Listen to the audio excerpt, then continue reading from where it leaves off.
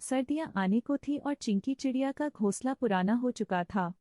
उसने सोचा चलो एक नया घोंसला बनाते हैं ताकि ठंड के दिनों में कोई दिक्कत न हो। अगली सुबह वो उठी और पास के एक खेत से चुन चुनकर तिनके लाने लगी।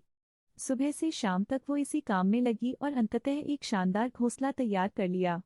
पर पुराने घोंसले से अत्यधिक लगाव होने के कारण उसने सोचा चलो आज एक आखिरी रात उसी में सो लेते हैं और कल से नए घोंसले में अपना आशियाना बनाएंगे। रात में चिंकी चिड़िया वहीं सो गई। अगली सुबह उठते ही वो अपने नए घोंसले की तरफ उड़ी, पर जैसे ही वो वहां पहुंची उसकी आंखें फटी की फटी रही गईं। किसी और चिड़िया ने उसका घोंसला तहस नहस कर दिया था।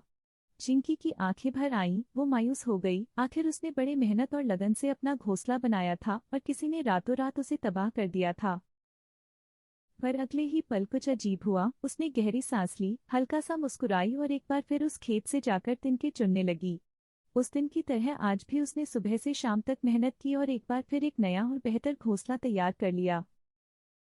जब हमारी मेहनत पर पानी फिर जाता है तो हम क्या करते हैं? शिकायत करते हैं, दुनिया से इसका रोना रोते हैं, लोगों को कोसते हैं और अपनी फ्रस्ट्रेशन निकालने के लिए न जाने क्या क्या करते हैं। पर हम एक चीज नहीं करते, हम फौरन उस बिगड़े हुए काम को दोबारा सही करने का प्रयास नहीं करते। और चिंकी चिड़िया की ये छोटी सी कहानी हमें ठीक यही करने की सीख देती है। घोंसला उजड़ जाने के बाद वो चाहती तो अपनी सारी ऊर्जा औरों से लड़ने, शिकायत करने और बदला लेने का सोचने में लगा देती। पर उसने ऐसा नहीं किया, बल्कि उसी ऊर्जा से फिर से एक नया घोंसला तैयार कर लिया।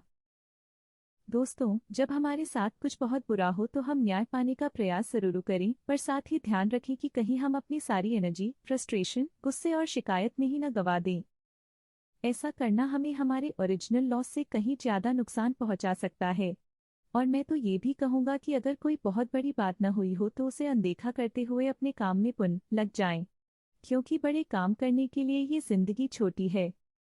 इसे बेकार की चीजों में नहीं गवाया जाना चाहिए।